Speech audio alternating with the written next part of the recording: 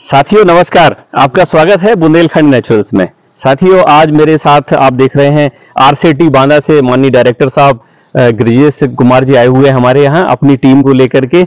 आप सभी जो है एग्री जंक्शन के स्टूडेंट हैं और आरसीटी में एक ट्रेनिंग बैच चल रहा है, उस बैच में सारे ट्रेनिंग्स यहाँ पे आए हुए हैं। सर ने मुझे कल कॉल किया कि आपके यहाँ एक विजिट रखेंगे और सर का परिचय मैं आपको बाद में कराऊंगा, क्योंकि इसके बाद में सर का भी एक बाइट लूंगा फॉर्म विजिट होने के बाद।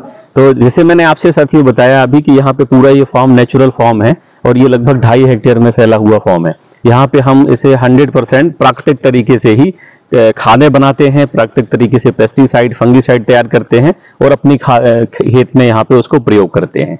और यहाँ पे हमने खेती के साथ साथ एनिमल हस्बेंड्री में भी एनिमल स्मॉल रूमिनेंट में बकरी को शामिल करा है और जो बड़े रूमिनेंट होते हैं जैसे कि भैंस और गाय को शामिल करा है। इसमें मुर्गी पालन भी हम कर रहे हैं, मछली पालन भी हम कर रहे हैं और यहाँ पे प्राकृतिक कृषि हम कर रहे हैं, इसमें उद्यान की फसलें भी हम कुछ कर रहे हैं। तो जो हमारे यहाँ इस फार्म से पूरा उत्पाद निकलता है फसलों का, उस फसलों को फसलों के उनको हम यहाँ पे प्रोसेस करते हैं और फिर प्रोसेस करके इसको मार्केट में विक्रय करते हैं। तो मैं आपको बताना चाहूंगा, आप देख रहे हैं हमारे यहाँ पे पीछे बुंदेलखंड में 2 समस्याएं हैं। एक समस्या तो है पानी की, ये पानी बहुत ज्यादा कम है, लेकिन ऐसा नहीं है बुंदेलखंड में पानी कम नहीं है। बुंदेलखंड में पानी लगभग 800 से 900 mm बरसता है अगर हम रिकॉर्ड में देखें तो। लेकिन दुर्भाग्य है कि वो पानी यहाँ पे संरक्षित नहीं किया जाता है, संचय नहीं किया जाता है। वो पानी बह करके नदी नालों के माध्यम से और व्यर्थ चला जाता है समुद्र में। जबकि हम देखें एक कंट्री है इजराइल, वहां पे बहुत कम पानी बरसता है। अगर हम देखें तो वहां 200-300 mm पानी गिरता है, एवरेज पानी वहां 400-500 mm गिरता है। तो वो इतना अच्छा कार्य कर रहा है इजराइल के पूरे विश्व में, उसने कृषि के क्षेत्र में एक क्रांति खड़ी कर दी है। तो हमारे पास तो पर्याप्त पानी गिर रहा है, बस हमें क्या करना है कि खेती के लिए हमें अपना जो पानी गिर रहा है खेती में, एक सिद्धांत होता है कि जो पानी आपका खेत में गिर रहा है, इसे हम लोग कैचमेंट एरिया बोलते हैं आपके खेत को। तो जो कैचमेंट एरिया आपका है, उस कैचमेंट एरिया का 5 से 10% आपको तालाब बनाना है और उस तालाब को आप अपने खेत के जो प्राकृतिक तौर पे ढलान है, किनारे नहीं, जो प्राकृतिक तौर पे ढलान है, जहाँ प्राकृतिक तरीके से पानी जाकर के ठहरता है, वहां आपको तालाब बना लेना है और वो पानी आपका वहां पे बारिश में इकट्ठा होता रहेगा। और वो क्या करेगा कि जो ऊपरी सतह होती है पृथ्वी की, वहां पे जाके वो स्टोर होता रहेगा, है ना, जो पानी बह रहा था, और तालाब के माध्यम से सरफेस में स्टोर होता रहेगा। तो जब हमारे खेतों में पानी की आवश्यकता होगी, हम उसी तालाब से वापस खेतों में पानी लगा लेंगे। दूसरा काम क्या होगा कि ये अगर ढेर सारे लोग ये काम करने लगे, मैं तो बोलता हूं हर किसान को ये करना चाहिए, तो क्या होगा कि इससे जो हमारा ग्राउंड वाटर है वो भी रिचार्ज हो जाएगा। आपने देखा होगा, पढ़ा भी होगा, आप सभी लोग बीएससी एजी हैं।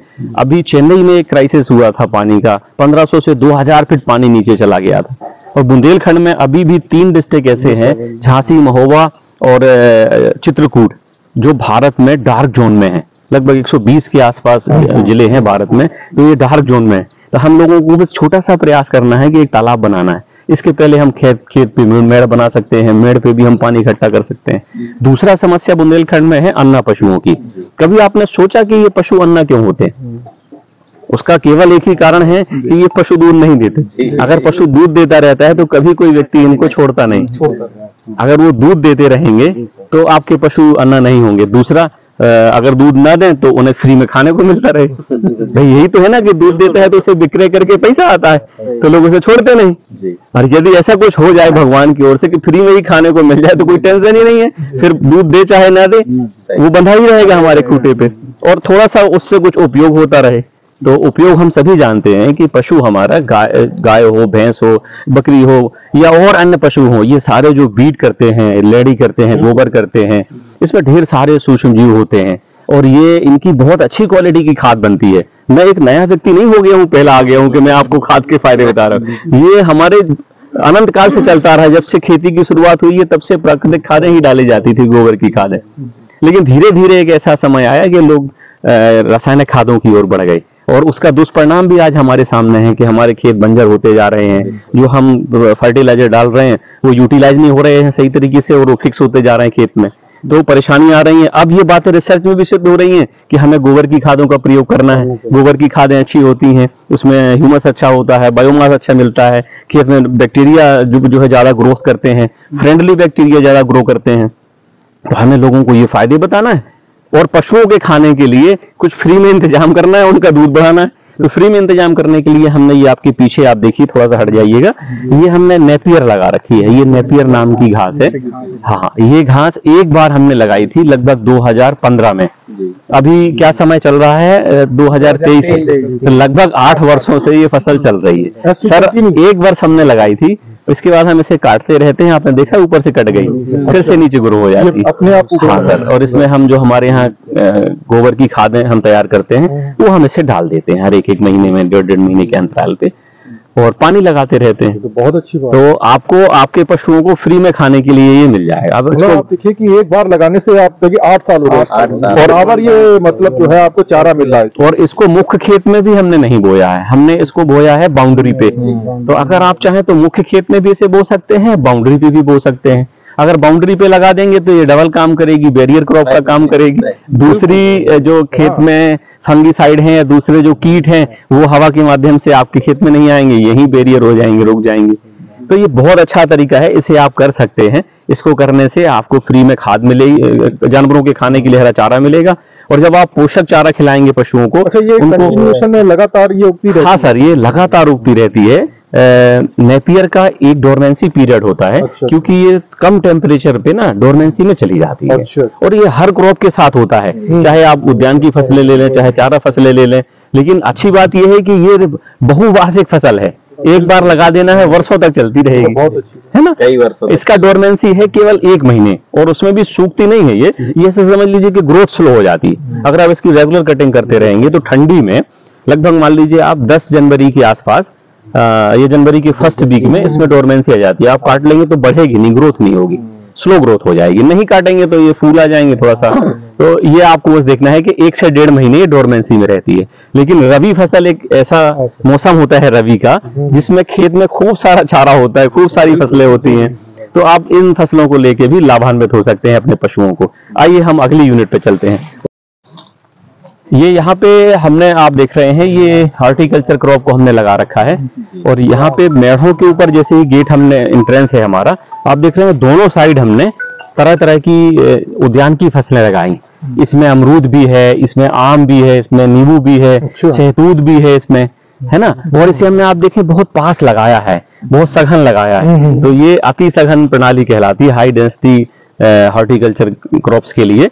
तो इसमें आप सघन तरीके से लगाते हैं, और 2 पौधों के बीच की दूरी लगभग हम 8 से 10 फीट रखते हैं इसमें। और इसमें कोशिश करते हैं कि इसको हम बहुत ज्यादा ऊंचा नहीं बढ़ने देते हैं, 7-8 फीट तक ही हाइट जाती है मैक्सिमम।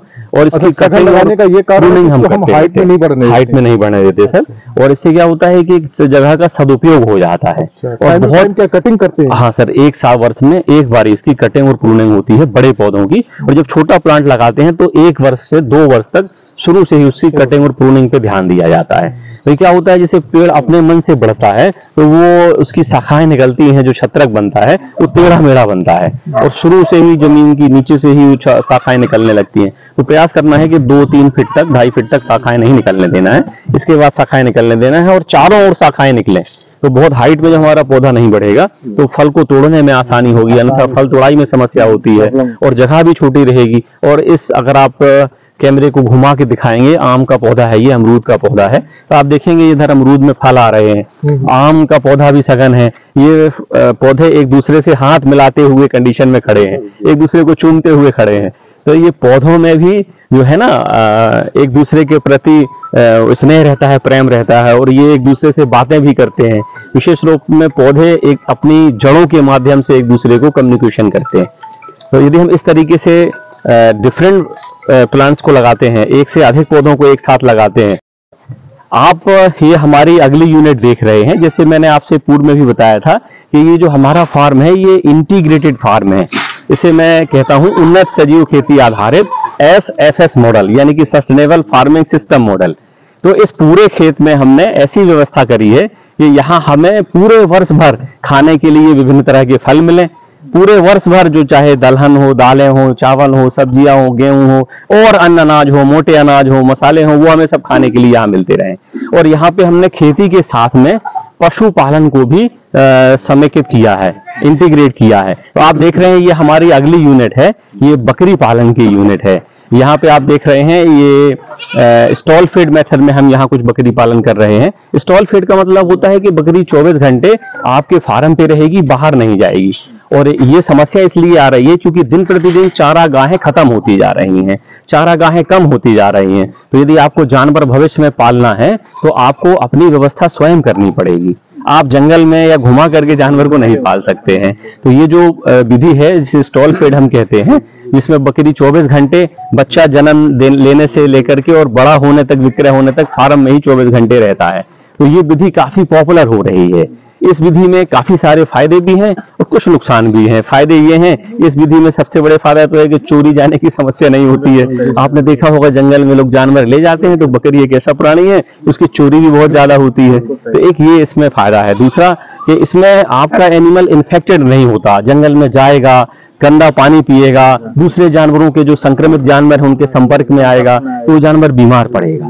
तो यहाँ पे क्या होता है, ये फायदे होते हैं कि आपका जानवर संक्रमित नहीं होगा, आपका जानवर विधिवत ध्यान आप रख सकते हैं उसकी फीडिंग को हम बैलेंस फीडिंग खिला सकते हैं और अन्य चीजें कंट्रोल में रख सकते हैं। आप सारी चीजों को ब्रीडिंग हम कंट्रोल में रख सकते हैं। हमारे खेतों से जो अपशिष्ट निकलता है, कृषि कचरा कहते हैं जिसे, वो निकलता है, उस सारे चीज को मिला करके हम लोग बाहर छोड़ देते हैं और प्रयास करते हैं कि जैसे आज गाय ने गोबर दिया तो हम उसे कल यहाँ पे उठा के लगा देते हैं। तो हमने शुरुआत की थी तो हमें भी किसी ने बताया था लगभग 10 साल 15 साल पहले, 20 साल पहले, कि भैया 1 महीने तक के लिए छोड़ना होता है। बिल्कुल गलत है, ऐसा नहीं है। टेम्परेचर डाउन आना चाहिए बस, और वो हमें पता चल चुका है कि हम कैसे टेम्परेचर डाउन करते हैं। तो दूसरे दिन हम खाद को यहाँ ले आते हैं और यहाँ से 45 दिन के आसपास गोबर जो है बहुत अच्छी क्वालिटी की आप देख रहे हैं, एकदम भूरभूरी। ये देखिए सर, हाँ सर, ये देखिए अब ये है वास्तविक पेवर, बहुत बढ़िया सर। आप कैमरे के माध्यम से भी इसे नजदीक से दिखा सकते हैं वर्मी कंपोस्ट को। ये है सुपर क्वालिटी की, एकदम अच्छी क्वालिटी की वर्मी कंपोस्ट। आप देखिए इसमें चाय की पत्तियों की तरह भुरभुरी है। अगर आप देखें तो इसमें सुगंध आ रही है। इसमें छोटे छोटे से केंचुए के जो शिशु हैं, ऑनलाइन भी मंगाते हैं, हाँ, वो भी दिखाई दे रहे हैं इसमें। तो इस तरीके की ये खाद हमारी 45 दिन के आसपास तैयार हो जाती है। और मेरे ख्याल से दुनिया का ऐसा कोई भी यंत्र नहीं है, ऐसा कोई भी सिस्टम नहीं है जो गोबर को और कचरे को 40 से 45 दिन में एक अच्छी क्वालिटी की खाद में इसमें। तो अभी आप लोगों ने जो यूनिट पे विजिट किया है, उस यूनिट पे आपके जो प्रश्न हो आप एक एक करके माइक में अपने प्रश्न पूछे जाइए। मैं प्रयास करूंगा अपने अनुभव के अनुसार आपको बताने का। सर, आपके फार्म में बकरी की कौन कौन सी नस्लें हैं? जी, बहुत अच्छा है, आपने बकरी से संबंधित प्रश्न पूछा है। हमारे यहाँ पे हमने बकरी की लगभग 9 नस्लें यहाँ पे रखी हुई थी जब हमने फार्म स्टार्ट किया हुआ था, क्योंकि यहाँ पे हम बकरी की नस्लों के ऊपर डेटा कलेक्ट कर रहे हैं। विशेष रूप से हमारे बुंदेलखंड रीजन में कौन सी बकरी नस्ल अच्छी परफॉर्म करती है दूध की दृष्टि से, मांस की दृष्टि से, या यहाँ पे उसको रोग व्याधियां जो हैं, एडॉप्टिबिलिटी कैसी है, प्रोडक्टिबिलिटी कैसी है। तो ये सारी चीजें हम लोगों ने यहाँ पे ऑब्जर्व करी और फाइनली हमने यहाँ पे देखा, लगभग 4-5 साल अनुभव करके, यहाँ पे बुंदेलखंड में 5 नस्लें बकरी की बहुत अच्छा प्रदर्शन करती हैं। जिसमें से सबसे जो अच्छी नस्ल है वो हमारी लोकल नस्ल है, जिसे बुंदेलखंडी नस्ल के नाम से जानते हैं। काली रंग की बकरी होती है, मध्यम आकार की, दूध भी अच्छा आता है और इसके बच्चे में मांस वृद्धि भी अच्छी आती है। दूसरी नस्ल जो आपने हमारे यहाँ देखी वो बर्बरी है, बहुत ही बढ़िया नस्ल है वो भी, बर्बरी भी, और ये सफेद और बादामी पैचेज पे होती है, अच्छी नस्ल है। इसमें 2 बच्चे या जुड़ो बच्चे देने की क्षमता भी अधिक होती है, दूध भी बढ़िया आता है। सिरोही नस्ल हमने यहाँ रखी हुई है, गुजरी नस्ल हमने यहाँ रखी हुई है, ये राजस्थानी प्रजाति है, बहुत अच्छा प्रदर्शन कर रही है बुंदेलखंड में। इनका प्राइस भी यहाँ पे अच्छा मिल रहा है, लोगों में आकर्षण भी ज्यादा है, लोग पसंद भी इसे कर रहे हैं। जमुनापारी नस्ल हमने यहाँ पे रखी हुई है। तो इस तरीके से लगभग 5 नस्लें यहाँ पे हमने रख करके डेटा लिया।